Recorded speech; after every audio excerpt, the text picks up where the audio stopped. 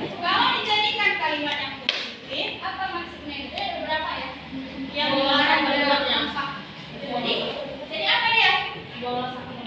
Oke, bawa sampah ke tempatnya. Bahasa lainnya apa? Bahasa lainnya apa? Jangan membuang sampah. Jagalah kebersihan. Udah, Bu. Ya, yang tadi. Buang sampah pada tempatnya, jagalah kebersihan. Oke, kemudian yang selanjutnya. Nih, membawa perlengkapan supaya nggak ribet. Lempar sana, lempar sini. Peralatan yang dipindah. Pegang. Apa yang bahasa yang mudah? Nggak bisa. Tidak. Kalian enggak. Tidak memindah. Iya, coba saya ulang satu dulu. Kalimatnya melengkapi perlengkapan alat tulis. Iya, melengkapi perlengkapan alat tulis sendiri. Yang lain, selain itu yang lebih simple rasanya, tapi paham. Bawa. Barang. Kalau misalkan meminjam itu sebenarnya baik atau tidak? Iya. Tidak baik. Tetapi ada kalimat membawa musibah. Ini sudah guys. Membawa Sudah guys hari ini. Kalau mau meminjam, silakan di kan? Angelina, Tulis bertanggung jawab pada siapa? itu baru bilang. Pada diri Sendiri. Selanjutnya, tidak boleh misalnya ini bersama saat kelas kotor bersama tadi ya. Apa tadi? Menjaga kebersihan. Termasuk juga ini mengadakan sholat duha. Kira-kira apa itu? Ada tadi yang membaca Al-Quran, mengadakan sholat duha. Iya. Apa bahasanya? Bahasanya itu kan Beribadah. beribadah. Apakah dengan beribadah? Sesuai agama masing-masing. Iya, beribadah dengan baik sesuai agama Masing-masing. Ya, teruskan ya. Kemudian Jangan lupa sholat, Lip. memakai sepatu pada saat di dalam kelas. Perlu nggak sih itu? Soalnya banyak yang ngerti. Iya. Sebenarnya itu kan untuk menjaga Kebersihan. tapi kurang leluasa gitu ya. Karena ribet, dia harus ini situ ya. Nanti terbiasa.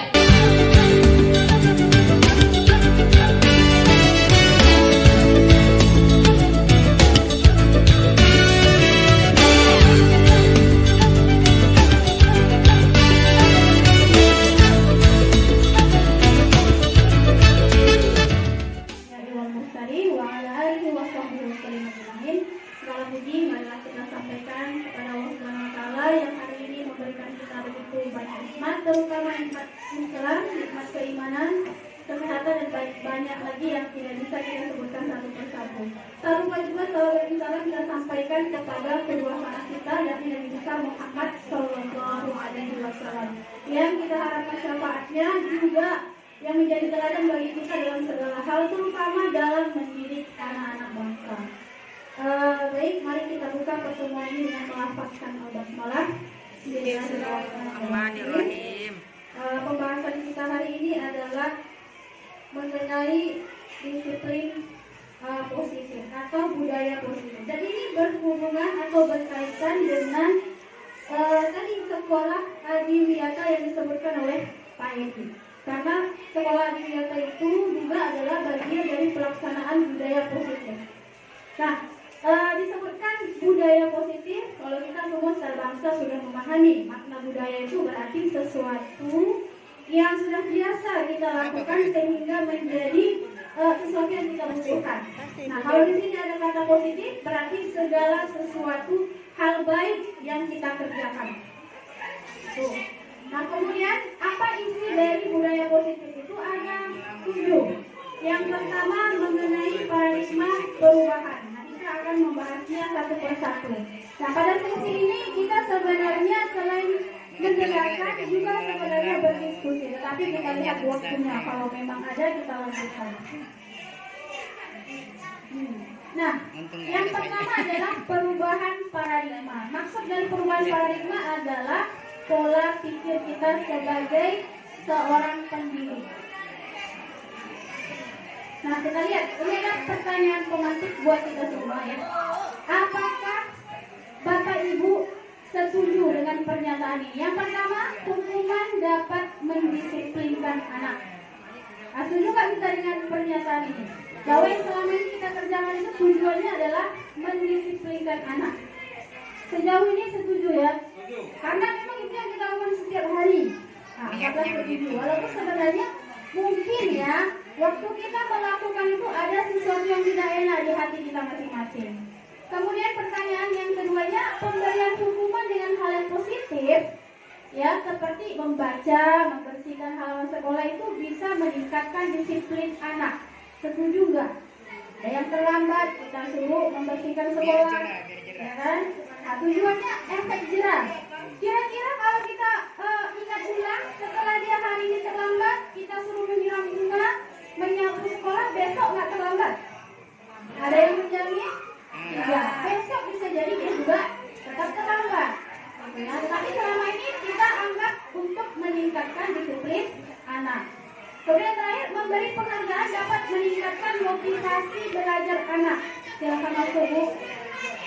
Ya, kita lanjut ya, Bapak Ibu sekalian. Jadi yang ketiga, memberi penghargaan dapat meningkatkan motivasi belajar anak. Misalnya di kelas, ya kita kasih penghargaan misalnya dengan memberikan reward hadiah. Betul nggak dia besoknya makin rajin?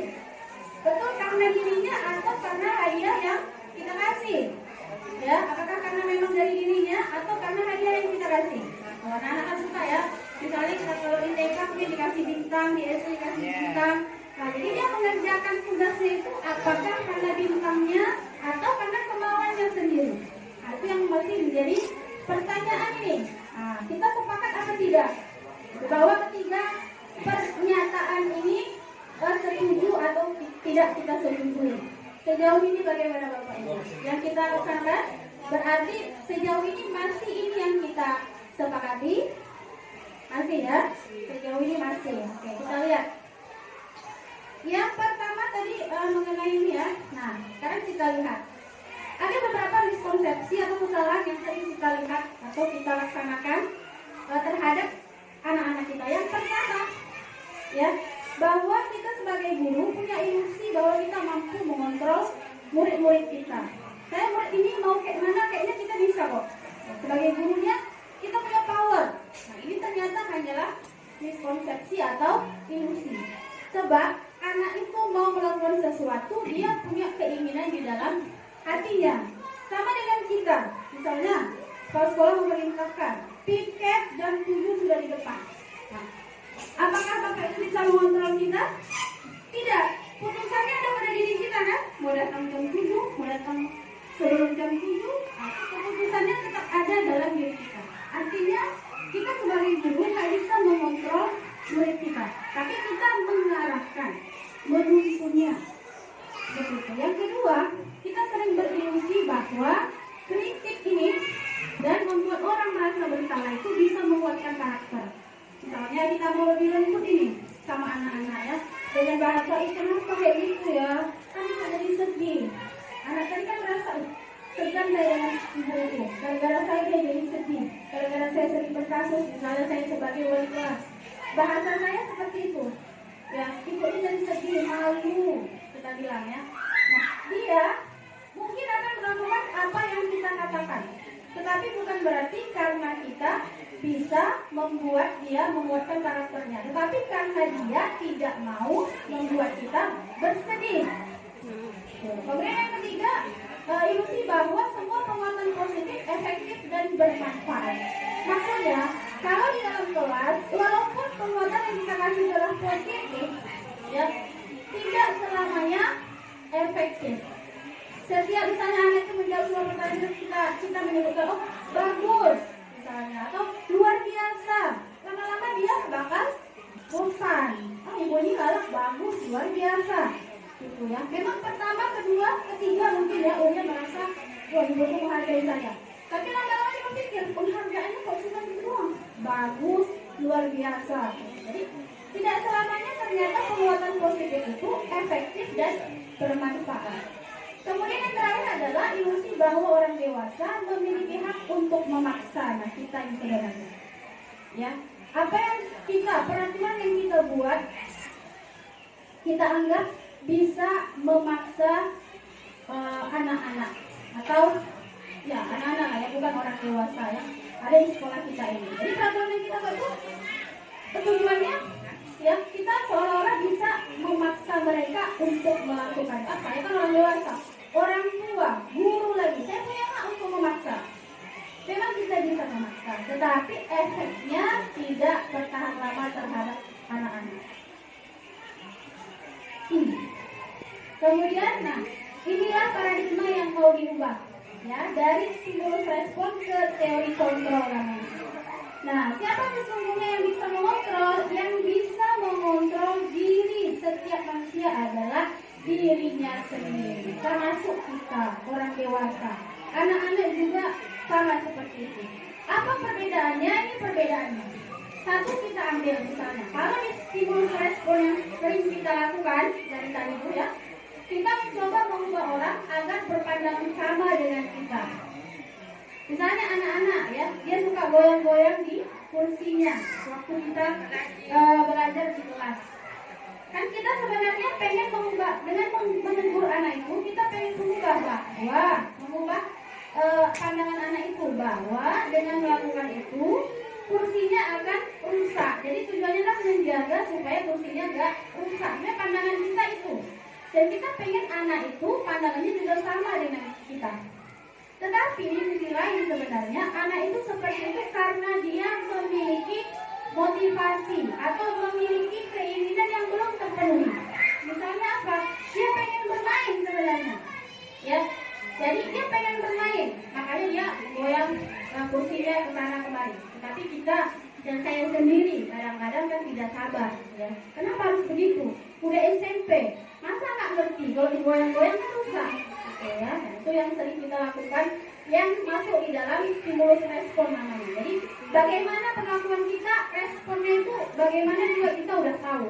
Nah, kita pengen merubah paradigma dari stimulus respon ke teori kontrol dan memahami bahwa kita tidak bisa mengontrol orang lain. Kemudian modal berpikirnya itu adalah menang-menang atau win-win solution. Kalau kita selama ini seringnya berpikir menang kalah. Kalau saya sudah mengintimidasi siswa, sudah marah, suara naik 2 oktav, berarti saya posisinya menang, anak-anak yang kalah. Kemudian lagi yang sering kita lakukan juga termasuk saya ya, pemaksaan. Kalau gagal dengan cara yang lembut, pasti kita menggunakan pemaksaan. Nah, bagaimana solusinya? Solusinya adalah dengan melakukan kolaborasi.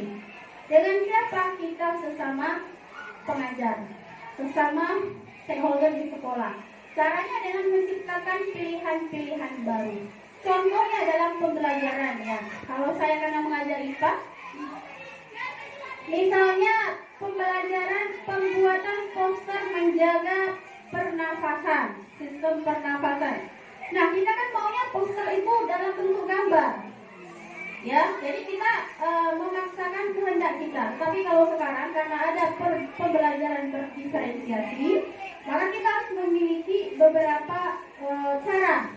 Misalnya kalau mau membuat poster, bagi anak-anak mungkin yang nggak memiliki gadget bisa menggunakannya atau membuat secara manual digambar. Bagi yang punya gadget mungkin bisa pakai handphone menggunakan aplikasi Canva misalnya.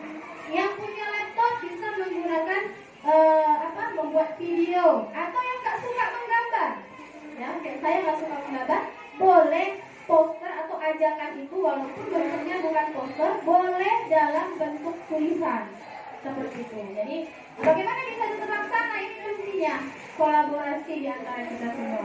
Kalau hanya 1-2 orang tidak akan bisa berjalan. Kemudian yang selanjutnya yang kedua mengenai disiplin positif dan nilai-nilai kebajikan universal. Nah, disiplin positif ini kalau kita mendengar kata disiplin, kita biasanya ya sudah merujuk pada ada aturan, ada hukuman, gitu ya. Oh, ini nggak disiplin, berarti ada hukumannya. Oh ini disiplin, penghargaannya belum tentu ada. Kadang hanya dalam bentuk verbal saja. Sama dengan kita, misalnya para guru, bekerjanya mungkin nggak sama. Ibu ini datangnya tepat waktu. Penghargaan apa yang kita peroleh? Kalau dari diri kita sendiri ada, yaitu menghargai diri sendiri. Tetapi dari pimpinan kita mungkin ada yang mengucapkan terima kasih Bu telah datang sesuai dengan jadwal. Itu pun mungkin nanti setelah lebaran selesai, kapan gitu kan? Nah, jadi disiplin positif maksudnya adalah kalau misalnya tadi kita acuannya adalah kepada hukuman dan kepada peraturan. Nah, di sini dikatakan bahwa disiplin itu kata dasarnya dari disiplina yang artinya belajar. Nah, kalau disiplin artinya belajar, kalau salah berarti wajar. Nah, gitu ya. Jadi kalau awalnya disiplin ini dari kata disiplina yang artinya belajar. Belajarnya dari mana? Dimulai dari diri sendiri. Tujuannya membuat orang supaya bisa menggali potensinya menuju yang lebih baik. Apa yang lebih baik? Yaitu paling tidak bisa menghargai dirinya sendiri. Ini arti disiplin. Nah ini yang tadi kita bilang tadi, yang selama ini masih ada dalam mindset kita. Berupa kepatuhan, harus patuh. Kalau nggak patuh ada hukuman sebagai akibat. Nah tujuan dari disiplin positif ini satu, yaitu menimbulkan adanya motivasi intrinsik. Motivasi dari dalam diri setiap orang. Dan ini berlaku bagi anak kecil ataupun orang dewasa seperti kita. Artinya apa? Segala yang kita lakukan itu semuanya harus ada motivasi dari dalam diri. Karena kalau kita menunggu motivasi dari orang lain, itu sifatnya hanya sementara. Hanya sementara. Kalau orang yang memberi motivasi sudah tidak ada, nggak pro lagi dengan kita nggak akan melakukan apa-apa. Seperti itu ya. Kemudian nilai-nilai kebajikan universal. Ini maksudnya adalah semua sifat baik yang kita rencanakan untuk murid-murid kita. Dan kalau di berbagai sekolah yang menerapkan IKM, yang ini aksi nyatanya atau contohnya nilai-nilai kebajikan ini harus mengarah kepada profil pelajar Pancasila. Ada 6 dimensi, nah semuanya mengarah ke situ nilai-nilai kebajikan ini. Dan buktinya adalah di kelas-kelas itu ditempel atau disepakati yang namanya keyakinan kelas. Kalau selama ini kita membuat peraturan kelas, kenapa nggak dibuat peraturan kelas lagi, sekarang menjadi keyakinan kelas? Karena isi dari keyakinan kelas itu bahasanya lebih menghargai. Kemudian dia tidak memaksa. Kemudian dihasilkan atas kesepakatan bersama murid dan guru. Kalau peraturan kelas biasanya yang buat guru yang udah di-print, udah dicetak, langsung ditempel di kelas tanpa bertanya kepada anak-anak. Seperti itu. Nah, kemudian bagian yang ketiga adalah teori motivasi. Kenapa manusia melakukan ini? Ada 3 alasannya. Yang pertama, untuk menghindari ketidaknyamanan atau hukuman. Nah, jadi kalau misalnya motivasi kita sebagai seorang guru melakukan sesuatu karena ini, oh saya tuh kalau nanti ditegur kan nggak nyaman, atau dipanggil nggak nyaman, tidak ditegur pun nggak nyaman, gitu ya. Berarti kita masih di ranah nomor 1. Motivasinya dari mana? Eksternal, dari orang lain. Ciri-cirinya bagaimana? Ada pertanyaan dalam diri, apa yang akan terjadi apabila saya tidak melakukannya? Ya, ini. Kemudian yang kedua, motivasinya untuk mendapatkan imbalan dari orang lain atau institusi. Jadi saya misalnya membenahi kelas saya 8C, saya mau menang lomba menghias kelas, ya kan? Dapat kipas angin baru ya? Apa ya? Kipas angin baru misalnya. Berarti saya masih di poin nomor 2. Motivasinya dari eksternal, dari siapa? Dari kipas angin tadi. Seandainya dia nilainya atau imbalannya nggak kipas angin, mungkin nggak saya lakukan menghias kelas misalnya, gitu ya. Kemudian yang ketiga, untuk menghargai diri sendiri. Kenapa saya melakukan peraturan ini? Kenapa saya harus datang pagi? Kenapa saya harus masuk kelas tepat waktu? Kenapa saya harus mencari ilmu yang baru? Tujuannya untuk menghargai diri sendiri. Tidak ada tujuan lain. Kalau misalnya, oh, karena saya melakukan itu saya dapat penghargaan, itu adalah bonusnya.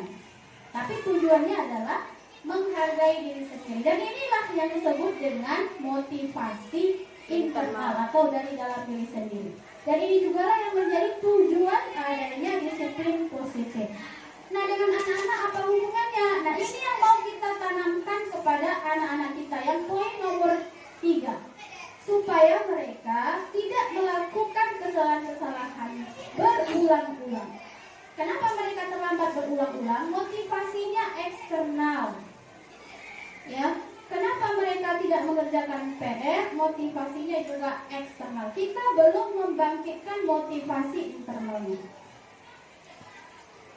Menurut Ki Hajar Dewantara, bahwa orang yang motivasi internalnya sudah upgrade, maka dia adalah manusia yang merdeka. Bagaimana merdeka itu? Merdeka itu artinya tidak hanya terlepas dari perintah. Artinya dia tidak perlu lagi diperintah oleh orang lain. Akan tetapi dia juga cakap untuk memerintah diri sendiri. Artinya mandiri. Apa yang dia mau buat, dia udah tahu. Nggak perlu menunggu perintah dari orang lain. Seperti itu.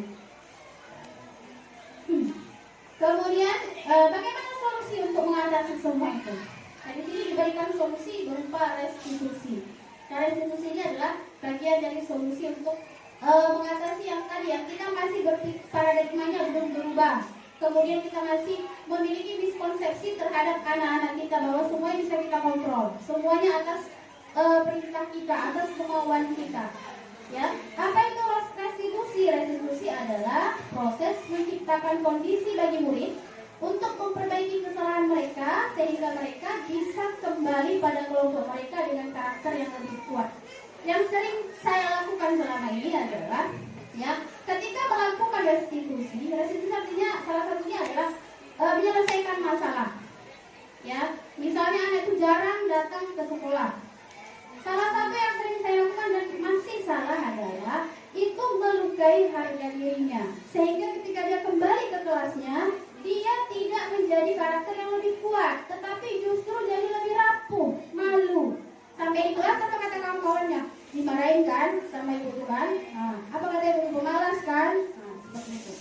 Nah, jadi restitusi ini kalau bisa kan, anak yang setelah mengalami sebuah permasalahan, ketika dia kembali dengan teman-temannya dan lingkungannya, dia menjadi karakter yang lebih kuat. Jadi apapun kata kawan-kawannya, dia tidak terpengaruh. Ya, nggak seperti murid saya itu satu ya, udah pindah gara-gara kata dia dibully dengan kata-kata anak baru. Hanya dua kata, anak baru ya, gitu, karena dia jarang datang. Itu dibully, kata ayahnya datang menemui saya ya. Dibully, mungkin dari segi verbal dia dibully, tetapi karakternya ini memang sangat rapuh. Seperti memang generasi strawberry katanya sekarang ini ya kan.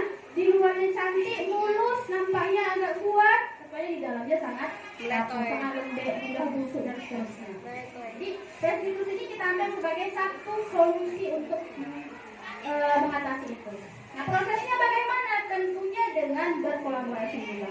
Jadi di CGP atau IKM ini semuanya adalah intinya kolaboratif. Kalau sendiri, ibarat lidi tadi, ya, kalau untuk menyapu sendiri nggak akan bisa bersih sampai bila-bila. Tujuannya tadi mencari solusi, membantu murid berpikir tentang orang seperti apa nanti pilihannya setelah selesai atau setelah melakukan pembelajaran di sekolah kita. Yang keempat, ini tadi yang sudah saya singgung mengenai keyakinan kelas. Keyakinan kelas ini adalah nilai-nilai kebajikan yang disepakati bersama oleh murid dan guru sehingga perilakunya mengacu kepada keyakinan tersebut. Jadi kalau kita melakukan restitusi nantinya, kita kesini acuannya. Misalnya di kelas kita tidak boleh mencoret-coret dinding. Nah, keyakinan yang kita buat bahasanya adalah menjaga keindahan kelas misalnya. Kalau suatu hari dia misalnya melakukan coret-mencoret, kita akan melakukan restitusi, kita panggil. Kemudian nanti bahasa kita adalah keyakinan kelas mana yang sudah kamu langgar atau yang sudah kamu lupakan. Maka dia akan menyebutkan salah satunya adalah menjaga keindahan kelas. Kemudian kita tanya kembali, kalau itu kita harus menguatkan mental dia bahwa membuat kesalahan itu adalah sesuatu yang wajar. Kita sebagai orang dewasa pun tidak luput dari berbuat kesalahan. Tetapi yang perlu adalah solusinya apa? Dan solusinya kita menuntut anak supaya dia mencari solusi sendiri. Kalau selama ini tidak ya, ini kamu coret, besok bawa cat yang sama warnanya, cat balik. Gitu kan solusinya yang pernah kita dengar terjadi. Nah, kalaupun itu adalah solusinya juga, tetapi kalau bisa itu datangnya dari dirinya sendiri. Tidak ada pemaksaan. Bahasa kita lembut. Kadang-kadang bahasa kita memang bagus, tetapi intonasinya naik turun atau naik selalu gitu ya. Jadi membuat anak terintimidasi atau seperti apa itu. Kemudian yang kelima, kita juga harus memahami kebutuhan dasar manusia. Inilah dasar bagaimana kita menilai anak-anak. Ya, kenapa dia seperti itu? Pasti ada kebutuhan dasarnya yang belum terpenuhi. Apa saja kita lihat? Ada 5. Yang pertama mengenai kasih sayang dan merasa diterima. Ini yang sering membuat anak di kelas dia menyendiri, diam, tidak ada kawannya, karena kebutuhannya untuk kasih sayang dan merasa diterima itu kurang. Ya, sebenarnya salahnya dari mana? Mungkin dari rumah juga udah salah. Tambah kita di sekolah menambah lagi kepahitan hidupnya gitu ya. Yang kedua adalah penguasaan. Misalnya ada anak-anak nggak boleh ya bangkunya disekol sedikit pun, gitu. Atau di kelas itu ada seperti anak yang apa kayak rajanya gitu, kepala gengnya. Nah dia sebenarnya pengen memiliki motivasinya sekalian seorang yang punya kuasa itu pengen dia ada, tetapi mungkin kita kurang mengarahkannya. Kita jadikan dia misalnya kepala keamanan udah juga, tapi malah jadi kepala kerusuhan, ya kan? Nah, berarti apa yang kita lakukan selanjutnya? Kita lakukan lagi dari restitusi. Kita tanya kenapa, mengapa, dan apa solusinya, gitu ya. Kemudian kebutuhan bertahan hidup, jelas dengan makan dan sebagainya ya. Kemudian kebebasan. Anak-anak kadang-kadang apalagi di bidang terakhir dia belajar matematika atau belajar IPA yang hitung-menghitung ya kan, duduk pula harus rapi, harus pula diam.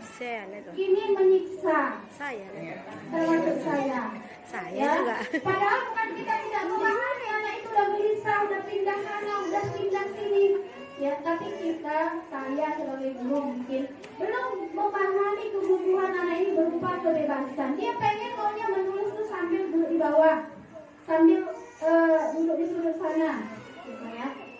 Mungkin untuk beberapa orang bisa udah kita kasih kebebasan pada anak-anak, apalagi yang dia mungkin gaya belajarnya kinestetik, nggak bisa diam. Nah maka mungkin dia mau pindah lah. Tetapi memang nanti kalau yang seperti itu, kalau ada teman kita yang melihat kelas kita sepertinya kelas ini kok amburadul ya, ke sana, ke sini gitu ya. Nah, tetapi tetap juga dalam pengawasan kita. Kita yang tahu isi dari kelas kita seperti apa. Kemudian motivasi yang lain adalah kesenangan. Dia nggak dapatkan mungkin di rumah, nggak dapatkan di lingkungannya berkawan, maka dia usil, disembunyikannya tas kawannya, diikatnya baju kawannya dengan kursi, ya kan, dikasihnya bongkar karet kursi. Setelah ketahuan gimana? Kan dia tertawa, jadi merasa senang. Nah mungkin dia motivasinya untuk mendapatkan kebutuhan dasarnya mengenai kesenangan ini tidak dia dapatkan. Maka kita juga harus memahami murid yang seperti itu. Memahami bukan berarti kita membiarkan ya. Balik lagi tadi, solusinya apa? Kembali ke restitusi. Cara kita menyelesaikannya. Begitu. Yang keenam, ini udah mau di akhir ya Bapak Ibu. Yang keenam adalah 5 posisi kontrol. Nah, waktu saya mempelajari ini, saya seperti ditampar-tampar gitu ya. Malu mengenai 5 posisi kontrol guru ini. Yang mana yang sering kita lakukan? Mari sama-sama kita jawab di diri kita masing-masing. Ya, ada 5. Yang pertama, sebagai penghukum. Ya, tentu ekspresinya nggak ada yang manis, senyumnya. Kalau udah kita berprofesi, posisinya sebagai penghukum. Ya, suaranya lebih tinggi, Kemudian pasti raut wajahnya memerah. Pokoknya kalau digambarkan di film kartun mungkin keluar asap gitu ya. Ini sebagai pengukur. Atau membuat rasa bersalah. Sering itu. Kamu nggak kasihan dengan orang tuamu. Udah capek-capek dia mencari apa bekerja pagi sampai sore. Masa kamu sekolah kayak gitu? Kita anggap itu sesuatu yang sangat baik sebenarnya, nah. Tetapi di sini masuk dalam posisi kontrol nomor 2 paling bawah. Nomor ini paling tinggi ya, 1, 2, 3, 4. Nomor 2 paling bawah. Kemudian yang ketiga ada teman. Nah, ini kita kalau berteman dengan murid-murid kita, kadang-kadang melunjak. Iya betul. Kenapa melunjak? Dia bisa kita bertiga dengan guru ini ya. Karena kita merasa temannya yang dua ini Nggak dihargain. Nggak diupet, ya, nggak disapa pun, gitu. Tuh, kemudian sebagai pemantau, bagaimana sebagai pemantau kita lihat nanti dan sebagai manajer kita lihat kita percepat cerita. Nah ini dia.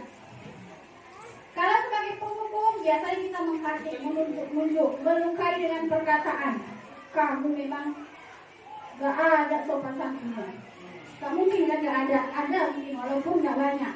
Kemudian kamu ini ya selalu aja begitu, terlambat selalu, padahal gak selalu, ya sering. Tapi ini udah selalu kita katakan. Kemudian hasilnya bagaimana? Anak tadi akan memberontak, walaupun nggak secara langsung di dalam hatinya. Ibu ini tengok nih. Biarkan aja lah, nanti kan marah-marah lagi dalam hatinya. Terus anak bagaimana? Apakah berhenti melakukan kesalahan? Dia akan mengulanginya lagi. Kalau tidak percaya, udah kita sering lakukan, ya, sudah kita tahu. Nah, untuk menghukum dan membuat rasa bersalah ini membuat anak menjadi identitasnya itu gagal. Dia merasa rendah diri. Aku ini memang nggak bisa diatur. Seperti yang ibu bilang, otaknya bekerja seperti itu. Yang paling baik adalah sebagai posisi manajer. Kalau dia melakukan kesalahan, kita tanya dulu. Karena tadi kan setiap orang melakukan kegiatan atau melakukan sesuatu pasti ada motivasinya. Kita tanya dulu, kenapa? Kok bisa begitu? Apa alasannya? Nih. Terus kita tanya, itu yang kamu lakukan benar nggak sih? Salah atau tidak? Nah nih, tapi ingat ya, kita sering karena sudah marah, pertanyaan ini yang kita keluarkan. Kenapa kamu melakukan itu? Memang itu pertanyaan, tapi bahasanya kenapa kayak gitu? Ya, naik 5 oktav. Itu juga sebenarnya mengintimidasi secara kelihatannya, jadi kita intimidasi juga pendengarannya. Non-verbal. Saya dari hati ke hati. Ini saya sampaikan juga pelajaran untuk saya, karena saya juga belum seperti ini, ya.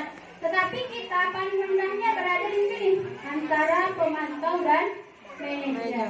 Kalau ini membuat anak tidak mandiri, tergantung pada kita saja. Kalau ada masalah kita dicarinya. Bu, itu begini sama saya, kayak mana itu? Bu, ini sudah bisa anak kita di rumah. Jadi anak tadi lemah, tidak mandiri, dia tergantung kepada kita. Kita lama-lama pun bosan juga. Ini anak kok nggak bisa menyelesaikan masalahnya sendiri. Nah, jadi kita kalau bisa di antara ini. Tapi karena kita masih dalam tahap belajar, kita mulai dari sini. Karena akan lebih mudah mengarahkannya kalau kita bisa menjadi temannya. Tapi kalau kita masih di sini, nih, itu akan sulit. Ya, anak-anak akan mengulangi lagi kesalahan yang sama. Yang terakhir Bapak Ibu, yaitu segitiga restitusi. Ini adalah bagian dari restitusi tadi. Ini caranya. Bagaimana caranya? Ya, ada 3 caranya. Yang pertama, menstabilkan identitas, kemudian validasi kebutuhan dan menanyakan keyakinan. Yang pertama, menstabilkan identitas. Jadi untuk membuat anak yang merasa gagal karena telah membuat hal yang negatif, maka kita melakukan ini, menstabilkan identitas. Bagaimana bahasanya? Gak apa-apa, kan ibu juga pernah kok waktu sekolah bunyi pernah juga kok terlambat, itu bahasanya. Ibu juga pernah kok berbuat salah. Nah, di bahasa ini menstabilkan identitas. Jadi dia gak merasa, aduh aku ini salah, pokoknya aku ini salah, sudah salah, gitu. Tapi dia masih ada harapan. Yang kedua adalah validasi kebutuhan. Kita tanya, kenapa melakukan kesalahan? Apa yang kamu inginkan? Jadi balik lagi kayak tadi ya. Karena dia melakukan itu pasti ada basic need-nya atau kebutuhan dasarnya yang belum terpenuhi. Kemudian bagian yang terakhir adalah menanyakan keyakinan. Apakah kamu tahu yang kamu lakukan itu salah? Ya, kita tanya anaknya. Kalau salah, berarti apa yang harus kamu lakukan untuk memperbaikinya? Kapan mulai kamu memperbaikinya? Jadi harus ada langkah-langkahnya. Nah, berikut ini ada video cara melakukan restitusi yang benar yang selama ini dipraktekkan dan ini dari Kemenhub yang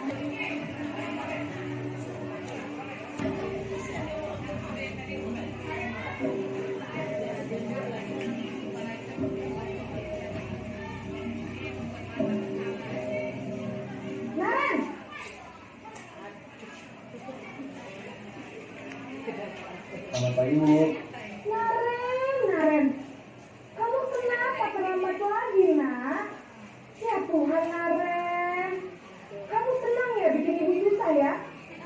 Kalau kamu terlambat lagi, nanti ibu yang ditegur bapak kepala sekolah, nak. Bisa nggak ibu tidak bisa membina kamu? Duh, gimana ini? Maaf, Bu. Duh, Gusti Naren, kamu suka ya kalau ibu ditegur bapak kepala sekolah? Terus, sekarang ibu harus tulis apa ini di buku absen? Ini kamu sudah sering terlambat loh. Ibu harus apa coba? Maaf, Bu. Maaf sekali.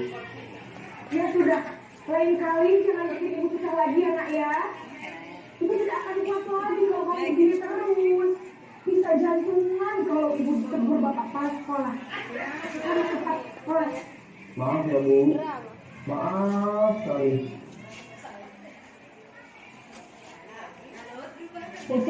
Baik, Bu. Terima kasih.